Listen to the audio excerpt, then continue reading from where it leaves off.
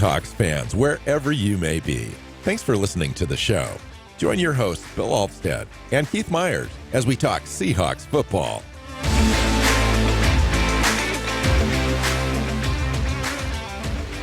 Hey, hi, Seahawks fans. Welcome back to another episode of the Seahawks Playbook podcast. I'm your host, Bill Alvstad, sitting down with co-host Keith Myers, here to talk Seahawks football and preview the upcoming game on Sunday between the Seahawks and the Steelers. Both teams come in at 8-7. Seahawks currently hold the 7th seed in the NFC playoffs, while the Steelers are in the 10th seed because the AFC is a little better than the NFC. So it's harder to get into the playoffs. But both teams come in with the exact same records. They both struggle a little bit on defense. Their offenses are sporadic. They've gone through a few different quarterbacks in Pittsburgh this year, including when they meet on Sunday. Kenny Pickett's probably not going to play. Mason Rudolph's in. Mm-hmm. And that was announced on Tuesday. It'll be a good game where Seattle is still in a must-win situation. Every week's a playoff week to make sure that they get into the playoffs. And once you're in, anything can happen. So, welcome in, Keith. How you doing? I'm doing pretty good. This is one of those games where the team's got to win, but it looks like a very winnable game. This is not a good Steelers team that they're going up against. It's not a bad team. Well, anytime you're 8-7, especially in the AFC, Keith, I would argue that they're doing pretty good. Seattle's got its warts. I mean, Seattle's allowed a league high 900 yards rushing and 10 rushing touchdowns since week 11. But they also rank 5th in the NFL, 1st in the NFC in sacks on defense. Yeah, so they're just kind of a weird team. Pittsburgh's the number 26 offense by yards per game and the number 27 by points per game. Right. Yeah. So, and that was before, that includes games in which Kenny Pickett played, and he's clearly the better quarterback of the trio that they've got there. So, and he won't be playing. Seahawks ranked 28th in red zone scoring defense, and the Steelers are 27th. And on and on and on. So it's interesting. I want to say that this game should be a win for Seattle, but at the same time, anything can happen in the NFL. I think what needs to happen in this game is Seattle needs to somehow figure out a way to stop Pittsburgh on third down. I think that comes, in the last 3 games specifically, Seattle's dead last in the NFL in that category. But what they've been able to do is get to the quarterback and generate some turnovers. And that's made the difference for Seattle, at least on the defensive side. And then we can talk about the offense. But on defense, they need to figure out a way to stop Pittsburgh and their rushing attack, which is headed up by Najee Harris, who might not play this game. He's listed as questionable. Yeah, didn't practice on Wednesday. Was only there for walkthrough portion of practice on Thursday. The team wants him to play this week. We'll see how practice goes today and if he suits up. But Ken Walker didn't practice or did a walkthrough either. So, this time of the year, you kind of protect your running backs for sure. Yep. Otherwise, it'd be Jalen Warren and then Godwin Abuike is there, probably returning kicks for sure for them, but could see some action on the field as well. Yeah. While we're on injuries, Minkah Fitzpatrick is not expected to play. That's a huge loss for Pittsburgh's defense. As well as Trenton Thompson back there at strong safety. They're starting strong safety. I thought he was expected to play this week. I mean, he was a full participant in practice on Thursday, wasn't he? Yeah, I don't have Pittsburgh's Thursday report. I do have Seattle's, which is extensive. If we were just going to go off injury report, it wouldn't look like we'd be filling out a full team. Did not participate Thursday. D. Eskridge, Jason Peters, Nick Ballore, Jordan Brooks, Mario Edwards, Vermont Jones, Frank Clark, Ken Walker, DK Metcalf. Limited participation, Anthony Bradford, Jamal Adams, Devin Witherspoon. Now, I understand Devin's got a great chance to come back and play in this game. Jamal's probably going to miss this game. There are a lot of folks who hope that Jamal's going to miss this game. I don't necessarily put myself in that camp, but he does complicate the defense, and as well as Julian Love's been playing at the strong safety position. It's almost better if you just kind of leave it alone, and maybe if Jamal is ready and comes back, you limit his opportunities and snaps to just be around the box and maybe get to the quarterback a couple of times. And then full participation that was on the injury list earlier.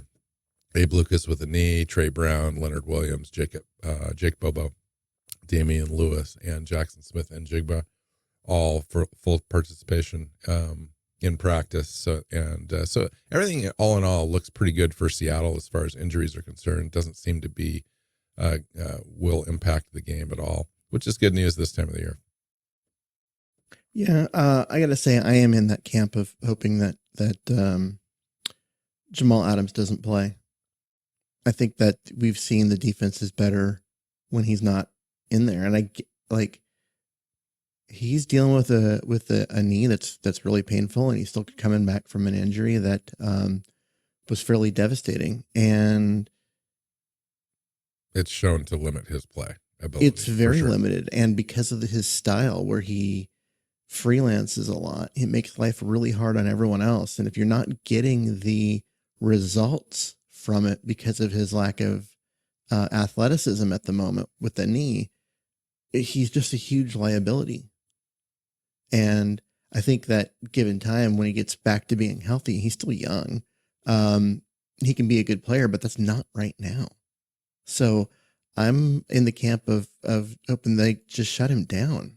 Like, when I saw that he was a limited participant in practice, I was kind of disappointed, because I'm like, why are you using practice time on him?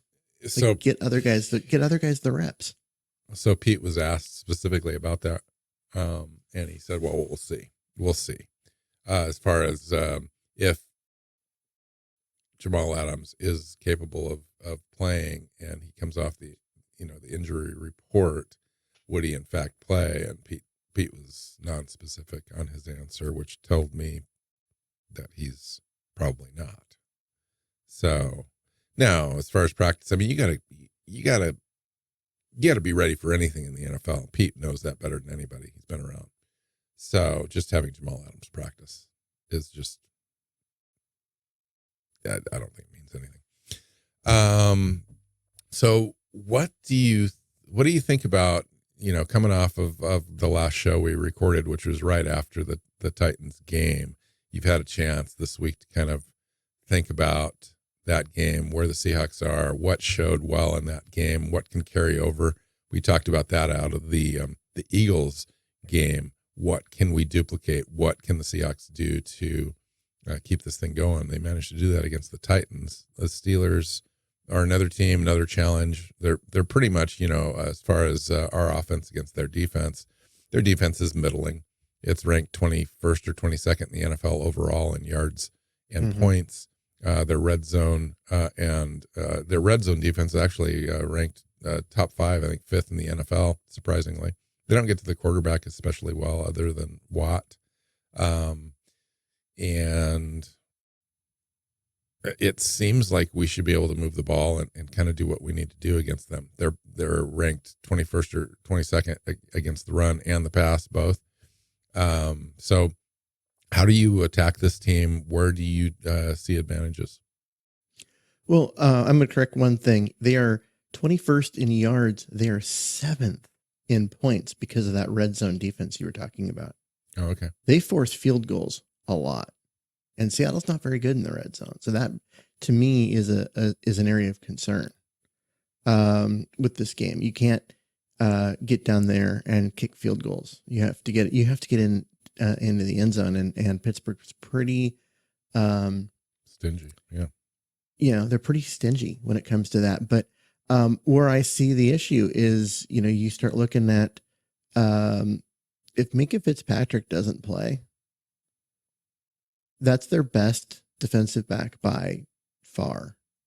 And I mean, he's one of the best in the NFL. And they don't have a huge pass rush. And then you take away their coverage. Geno could have a big day. I could see Tyler Lockett having a monster day.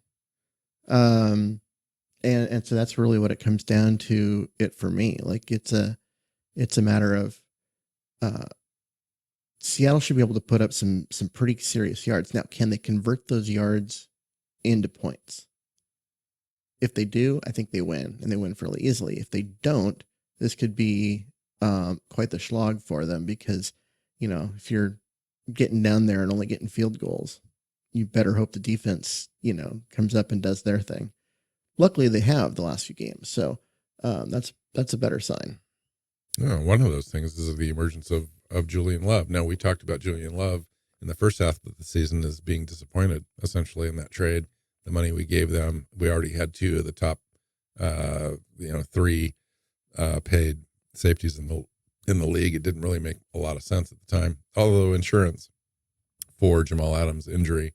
So there's no guarantees that Julian Love was going to see a lot of playing time, even though he was a pretty decent defender on the Giants team. And he's kind of worked into it. He's gotten more comfortable. The guys have gotten more comfortable with him, and he's really shown out in the last couple of weeks. And congratulations to him as well as being a new father. That was an amazing story this last week. Yeah, the defense is interesting, Keith. It's just crazy having a top 5 quarterback sack team, and you take a look at our personnel and we do a really good job getting to the quarterback, disrupting timing, quarterback hits, pressures, etc. And then on the back end, we can't get off the field on third down, even if we're holding teams to like 3rd and 5, 6, 7, 8, 9, 10, 11. We don't seem to be able to consistently get off the field, which is kind of crazy when you combine that with the stat of sacks and pressures and so forth. So I'm not sure where the disconnect is there. It seems like Seattle's just playing too soft of a zone. Yeah, that's part of it. And the other part of it has been,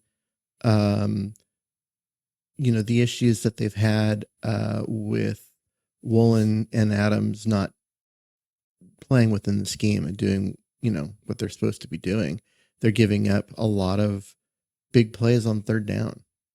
And not just like 45-yard plays, but like, I consider a 15-yard completion on 3rd and 12 to be a big play. And they do that repeatedly. And they hadn't tightened up the coverage. And what we've seen the last 2 weeks is that they've tightened up that coverage. This last 2 weeks with Adams out, the first of those games you had Woolen out, because he got benched. And, when they tighten up that coverage, things are better. Yeah, I'll say this, though, to counter that just slightly, not to make a big argument out of that. We're actually even worse in the last 3 weeks in third down conversion rate allowed than we had been on the average. So we're at 47.85% third down conversion rate, which is 31st in the NFL overall and in the overall season. In the last 3 weeks, we are at 53% allowed conversion rate, which is the highest rate of any team in any 3-game period in the league this year. So it doesn't matter. Like I said, it doesn't matter really what we're doing. It's just crazy. Well, yeah, you got to look at the teams we're playing. You got to look at what you're playing there. You're playing against Philly and the Titans, who both run the ball really well. And so, yeah, they're converting a lot of 3rd and 2s and 3rd and 3s. But they weren't stringing together long drives out of it. They gave up 17 points each in those 2 games. Contests. Yeah, I know. So it does not all add up to me. It's like we're giving away 17 points, which is great. We're sacking at a great rate, in the NFL. We're fifth overall, first in the NFC. And then we give up these easy plays on third down, it just doesn't make any sense. I just have a hard time understanding how it all fits together, because other than the red zone and the third down, if we could be league average, Keith, which is at about 40% conversion rate, if we could be that, like there are 22 teams in the NFL that have a better than 40% third down conversion rate. If we could be that, I'm telling you, Keith, we could probably go in the playoffs and maybe even get to the NFC Championship game if our offense really, starts working consistently, because that's the difference, I think, for this team to be marginal or really good. And I don't know what it is exactly that prevents us from doing that. I just don't. Well, I mean, you're going to give up a high percentage on third and short. That's just why, but teams talk about being on schedule, right? Getting positive gains on first and second to bring up third and short. You're going to have a high percentage there. And that's what's happened the last 2 weeks, is that there's been a lot of third and shorts, and that's why the percentage has been high. Where Seattle's really struggled has been defending third and long, which should be easy, right? That should be when you have a really low conversion rates on third and long, but for Seattle, it's been really high. And that's what I'm talking about with the coverage problems. They're just, they weren't getting their defensive backs and sometimes their linebackers in the right position to cover guys, and they were leaving guys open. And that's tightened up the last 2 weeks. So yeah, they've given up third downs over them, but they've been giving up third and shorts, not the third and longs. The third and shorts I can deal with. The third and longs, the constant, it's 3rd and 8, you give up a 9-yard completion over and over again. Like that's frustrating, because it means you got the job done on first and second down, totally. And then you just give it to them on third. You finish the deal, land the plane. And that's what's been struggling. That's what I've struggled with this year, and seeing what they've done the last couple of weeks, where they've tightened up that coverage and they've been able to get off the field on third and long. Gives me hope that this is improving, because before these last couple of weeks, it was bad. I mean, against the 49ers, it was terrible. I noticed when you picked the last 3 weeks when you were saying that you take the 2 games where the defense has played well, and you threw that in there with the 49er game where literally nobody covered anyone. So, yeah. So, do you want to talk about Russell Wilson for a second? I know it's a Seahawks podcast. I get it. We're over the Russell Wilson thing, but I just want to talk about it for a second, because he's going to be let go this offseason, which is kind of crazy to me, because he's 7th in the NFL in quarterback rating. His touchdown to interception ratio is on par with the rest of his career. He's having a better year than Patrick Mahomes in his own division. I don't know that he's necessarily the problem in Denver. But for whatever reason, him and coach did not see eye to eye, and he berated him on the sidelines, constantly this last year and so forth, which is unusual, especially since, Russell Wilson seems to be a team player, all along the way. But, you go back, Keith, and you take a look at this original Russell Wilson trade for Seattle. Broncos get Russell Wilson, a 4th round pick. But they had to give up $140 million in cap space over 2 seasons to pay Russell Wilson, and plan to cut him March 2024 before his other guarantees kick in. And Seattle gets Drew Lock. They get Shelby Harris. They get Noah Fant. They get Charles Cross, Boye Mafe, a 2022 2nd round pick, or a 5th round pick, Devon Witherspoon, Zach Charbonnet, massive cap relief, and pretty much replacement level play from Geno Smith. There's no question that we won that trade. But my larger question is, what happens to Russell Wilson? What is his value to other teams, and does he have any value to Seattle, knowing the system as well as he does, and have that relationship with Pete Carroll? He has no value to Seattle. Like, he has none. You can't bring him back. And after the way the divorce went, and I know that, you would say that against some of the other guys, but Pete brought them back at times, but it's different at quarterback, and it's different with Russ, because Russ went from being the team guy that you talked about, to being a prima donna, and he took the prima donna with him to Denver, took it to an extreme, and therein lied the problem. This was a guy whose teammates couldn't get a hold of him without calling his publicist. He demanded his own office in the building. His own coaches. Yeah. Like Jake Heaps is a nice guy. But you can't have your own coaches in the building.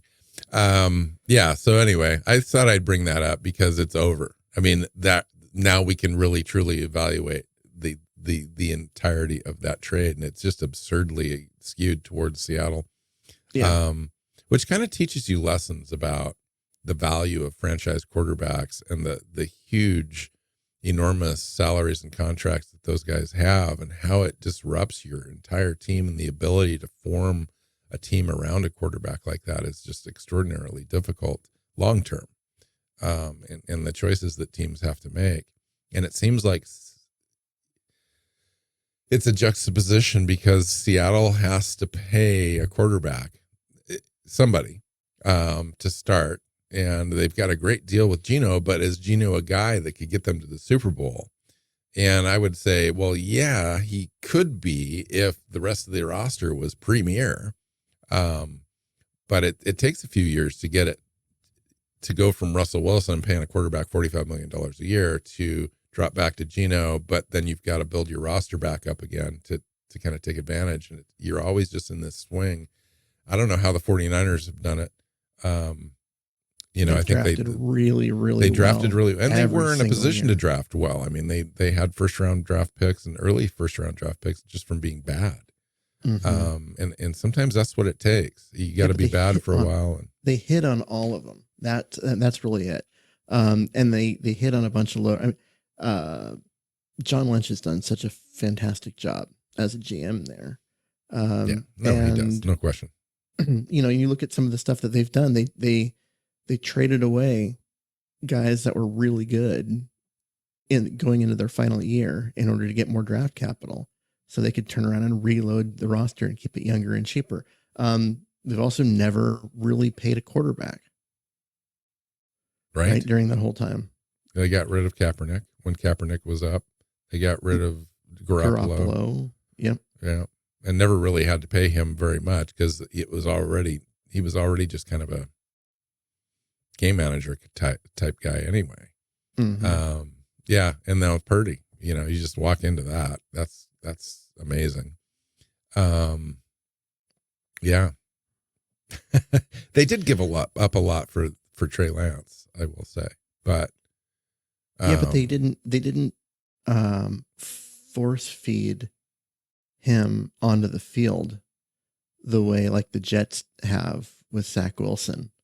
When they realized that he might not be the guy, like that maybe they missed on an evaluation.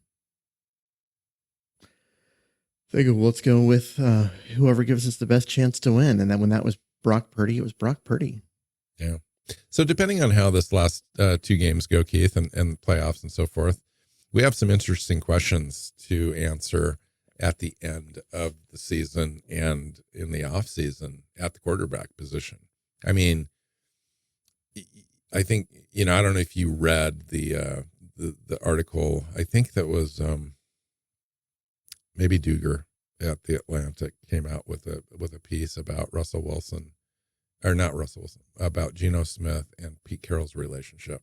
and how Pete loves him, and he's one of his favorite players of all time, and the reasons why, and so forth. Which, if you were just to take that by itself in a silo, you could say, well, there's no question. If Pete Carroll stays, so does Geno Smith in the off season. And I know he's under contract, but doesn't necessarily mean they want to pay him $32 million a year. The Seahawks let Bobby Wagner go to the Rams for a year. Right? They are not beholden to Geno Smith if they think that it's not the right move for the franchise.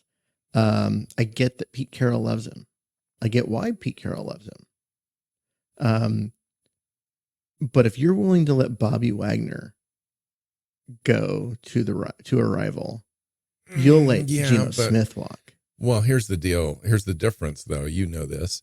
Bobby Wagner's diminishing return on his contract was extreme. So he was going to get paid almost $18 million, and he was only a $8 million player. And we talked about that. It's like, that's why he left, is because it was so lopsided. Now, you could make an argument based on Geno Smith is not a $30 million player. In today's NFL, he is. He's not. In today's NFL, he's not. He's ranked 12th overall in the NFL in a lot of different statistics: quarterback rating, yards, touchdown to interception ratio, etc. Top 10. He's not. What I'm saying is, if you look at the top 15, if you look at the top 15 contracts at quarterback in the NFL, $31 million is right there. It just is. I'm not saying that I agree that he's a $31 million guy, or that he's going to be able to lead your team to the promised land or whatever. That's just the way it is. Replace his production with Drew Lock at $4 to $5 million. Drew Lock is not going to play next year at $45 million. If he would have a similar contract as Geno Smith, I believe. No. If he were to, he would come on. Remember Geno's contract, not this year, but last year or the year before, where it looked like Geno was going to have an opportunity to start. And so they paid him a contract that looked on paper like it was $3.5 or $4 million, but ended up being like 8 or 9. I think that's where it would be similar. Yeah, because it had a ton so Drew of Lock incentives would be paid more like 10 or 11, I think. Probably. So Drew Lock, you set him up with, $4 million, $5 million, and another $5 million in incentives, and you pay him $10 million instead of 30 that you'd have to pay Geno, and you get the same production. Geno was a replaceable guy. Yeah, but it's so complicated, Keith, in the things that we don't know. For example, locker room, leadership, all those things that Geno Smith has in intangibles that we didn't know 2 years ago that we do know now. He has those, and it is part of it. And we don't know if Drew Lock has those things. And so you do pay a premium for a guy that can lead your team, not only just on the field and production, but actually be a leader, but he command the locker room, etc. Based on what we've seen this year, can he lead the team? Drew Lock? No, Geno. As a leader, yes. As a human being, as a leader of men, yes. As a player on the field, don't know. I mean, I guess the story is yet to be completely written. Depends on what he does in the next several games, these 2 remaining plus playoffs. If he takes us to the NFC Championship game, Keith, however it happens, year, he's not the guy. He's got all the talent in the world around him. I would argue that I think he might be the guy if everything around, like you said, around him. They struggled for a minute on offense. They've never established the running game this year in any consistent way. And you be a quarterback, I don't care how good you are in the NFL, without a running game, you're going to be hit and miss, marginal. You're going to be marginalized, right? You know that. he clearly can't carry the offense. There have been significant points in this season where he has been a significant portion of the problem. Keith, think about that stat I just sent you in a text. I can't remember it off the top of my head. No, I do remember it. That fourth quarter drives to take a lead, right? So you're a lead change led by a fourth quarter drive. He's got 6 this year. 2 of them in the last game. So, which do you is account for that at all, and in his ability to lead a team or carry a team? I mean, that's pretty good, Keith. Oh, it's incredibly good. But why are they needing to take the lead in the fourth quarter? Why are they behind in the fourth quarter? And those questions are a perfect example of what the Seahawks are under Pete Carroll. I'm not going to just wash away how poorly he's played in the first 3 quarters and just say, oh, well, it's a Pete Carroll thing. Because I watched the games and I've watched him miss game. Wide open guys, and it's a team game. And I've seen, I watched the All-22 film and I see what he isn't seeing and isn't doing well in the first 3 quarters. So yeah, he has shown this year that he's one of those guys that can lead your team down in the fourth quarter when it matters and get you those points and get you the win and that kind of stuff. He's done it. I mean, he has. So that was the biggest question mark on Geno Smith coming into this year. And all he's done is say, look, that's what I do. It's not a question anymore. He's a fourth quarter player. And that is worth a lot. But he's got to be a first and second and third quarter player too. And so does the offensive coordinator, and so does the rest of the team, and the running game and the defense, and it all goes together. And I'm just saying, if it did all go together the way that it should, Geno Smith would be a fine quarterback to lead this team, I think, into the playoffs and deep. I think it's the other way around, because when you watch the film and you see, okay, it's really obviously he's got one-on-one coverage on DK Metcalf. And he doesn't even look at DK Metcalf after the snap in his progression. Like, you've got to make that pre-snap read and know what you've got defensively. And it's obvious. And he's not doing it. And he ends up throwing in a double coverage over to Tyler Lockett instead of to a guy that's going to just run away from the defensive back who's got him one-on-one. Like, he's not making good decisions. And that's what's hurting the team on third down. That's what was hurting the team in their ability to string together drives. It kept the defense on the field. Seattle has the worst time of possession of any team in the league. Why? That's because true. they can't convert a third down because so much of them are just bad decisions by Geno, both pre and post snap. And we average like 27.58 in time of possession per game, which is league low. You're right, absolutely. And it was the same last year. That's making it harder on the defense. Now, a lot of the defense's problems have been the defense's problems. It's been a lot of Jamal Adams and Tariq Woolen not covering, and Julian Love being genuinely bad, and Bobby Wagner not having the speed to keep up with guys anymore. They've had their own problems on defense, but you're exacerbating those problems when you can't hold on to the ball and you're forcing the defense to play extra minutes, extra snaps. I would argue that goes hand in hand with our running game and our lack of consistent running, being able to run the ball more than. Now, I do agree with you on pre-snap read stuff. I think if Geno comes back next year, if there's one thing that needs to be improved upon this year is his film study, his game prep, his ability to read at the line of scrimmage, change plays, etc. It just doesn't. happen as often as I think it should this year. And it happened last year. It's not good. Yeah. It happened a year ago. He did a great job of identifying those things, making those calls, making those switches. And this year he's not doing it. It got worse in the second half of last year, though. And I think that had to do with just the increase in, in the teams that we play, the quality of the opponent. And I think that, I agree with you in that the snap reads, the reading the defense and so forth could be one of Geno Smith's biggest detriments to the team.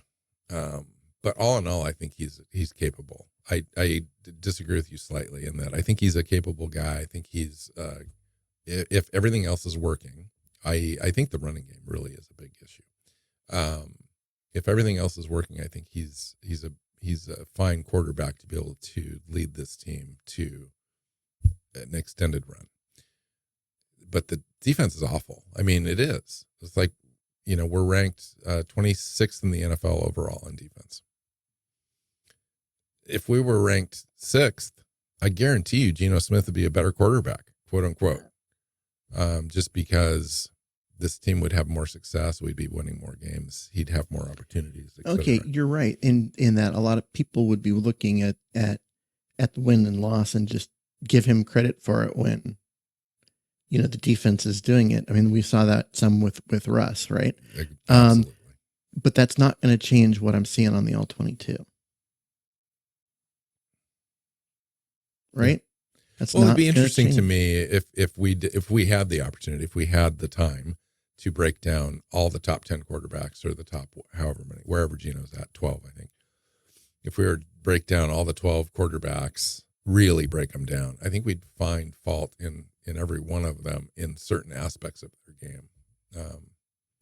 But I think that in a silo, I think Geno Smith has the skill set that you would want, especially the fourth quarter stuff, to be able to lead a team as long as everything else is working on your team. It's like, he might not be able to lead a bottom 26 defensive team and a middling offense, like 15th ranked, I think is kind of where we're at.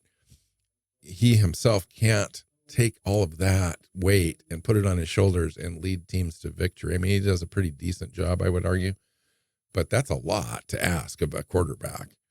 I think if everything was better a little bit around him, I think that he would be fine. I mean, Pete Russ did that.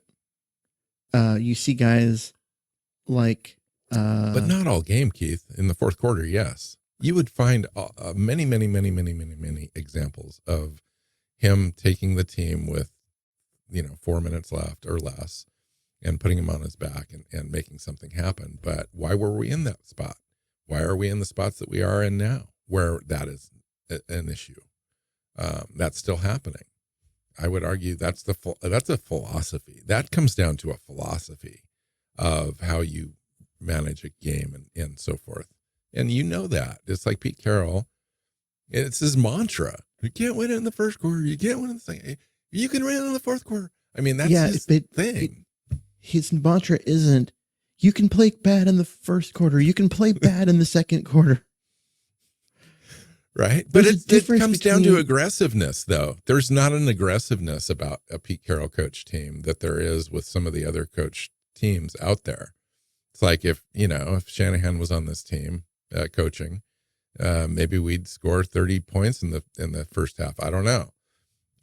Has that ever happened under a Pete Carroll team? Have we ever really completely just squashed a team in the first half of any game that you can remember? It's just, I don't know. Super Bowl in 2013. I know, but that was defense too. It was. Yeah. So what do you expect out of this game, Keith? It's critical. It's critical for both teams. I mean, they're not wiped out of the opportunity to get in the AFC. They've got something to play for. Seahawks certainly do as well. The difference is that I think Seattle is actually a decent team with a chance to make the playoffs. I think Pittsburgh is a mediocre team that played against some, bad competition at times. Run into good teams at the right moment when a quarterback was hurt or something else was going on, and so they were able to get past a team that was far from their best. I just don't see what Pittsburgh does well. They've lost some really bad games in the last 4. I mean, they're like 1-3 in their last 4. They lost to the Cardinals 24-10. They lost to the Patriots 21-18. They lost. Those are 2 bad teams. They lost to the Colts 30-13. They did win against the Bengals 34-11, but now they're the Bengals up against the Bengals without Joe Burrow that are just right. In a tailspin. Not good this year. So yeah, the Colts, Patriots, and Cardinals are their last 3 wins or losses in the month of December. They're just as a team with when Kenny Pickett's not playing, they're just genuinely bad. Mason Rudolph did have a good game against the Bengals defense. I mean, they got but they're playing the Seahawks this time, and I would imagine there's big play opportunities here for Seattle, both in getting to the quarterback, disrupting timing, stopping the run game. Hopefully, Seattle's been awful at that the last few weeks, but we'll see. And trying to generate some turnovers. It seems like Seattle's only scored 20 points in the last couple of weeks, 2 games in a row. They've allowed 17. This could be another one of those games where the final score is going to be 21-17 or 24-21. I wish it was going to be a blowout. Those games are fun to watch because you can kind of relax a little bit, but I don't see that as in this game. It's going to be tight. It's going to be a team that's hard fought, physical, in the trenches, kind of a game, and I do see it pretty close. I hope Seattle comes out on top. I would predict that 24. I'll say 24-20, but I think it's going to be close. I think I'm going to go 26-16, which if you do the math, I'm predicting a lot of field goals in this game. And that's what it comes down to. I see Seattle statistically kind of feeling, it felt like this game was a lot closer than the score. Well, it's because Seattle kept kicking field goals instead of getting touchdowns. But in the end, got in the end zone a couple times, and that was enough to win it. And that's really what I'm feeling from this game is that something like 26-16, just a lot of field goals all the way around. Who's your offensive player? Or should I even ask? Is his last name Myers? Who's your offensive player of the game? You get that many field goals, right? The right. best last name in sports, right? Jason Myers. No, I would say I am really expecting like DK to have a big impact on this game. Well, lately, I just don't. He's 2 yards away from 1,000. Yeah, I don't see them having a great answer without Minka on the back end. He's such a big part of what they do defensively. He is to their defense what Earl Thomas used to be in Seattle.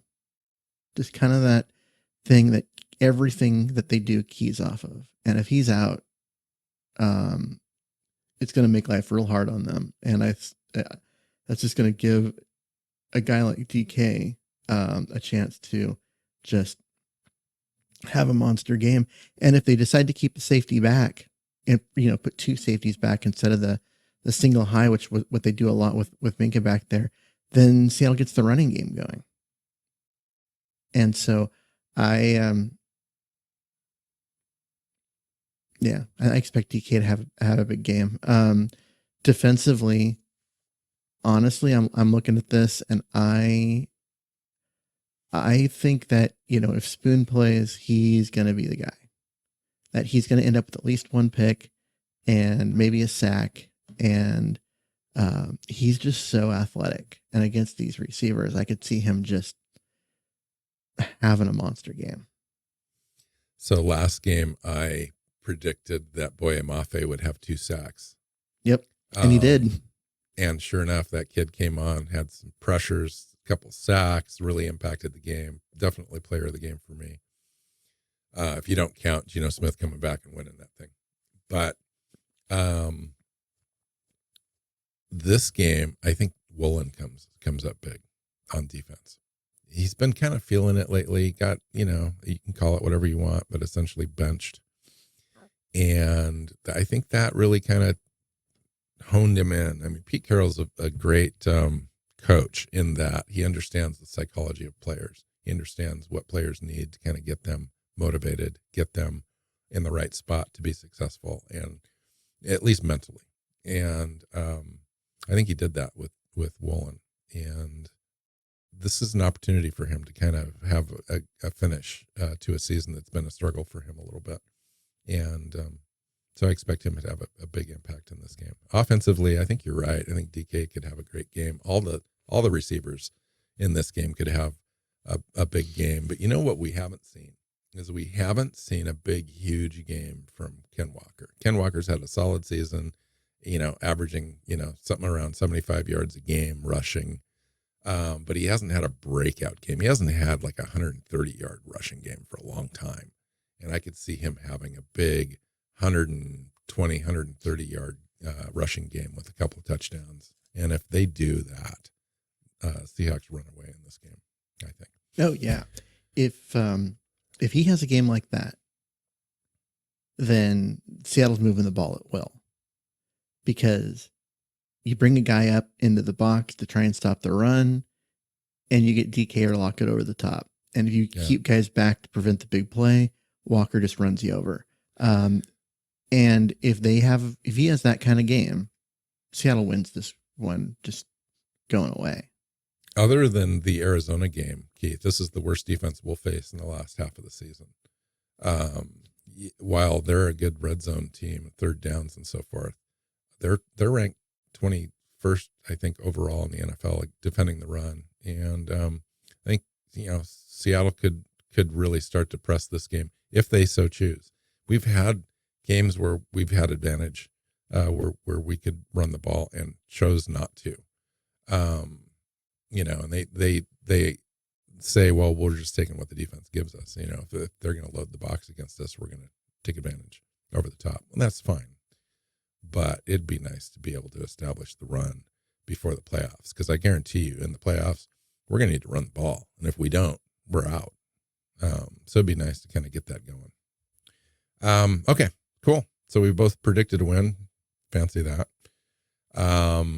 Should be a fun game. Hope everyone enjoys that. It's a New Year's Eve game. And so that'll be great. Looking forward to it. Hope you have a great game. We'll talk probably the next day, I would imagine. I don't see us doing anything on New Year's Eve as far as the show goes. But New Year's morning, let's record then. Yeah, before the bowl games start. Yeah, all that good stuff. Yeah, it sounds good.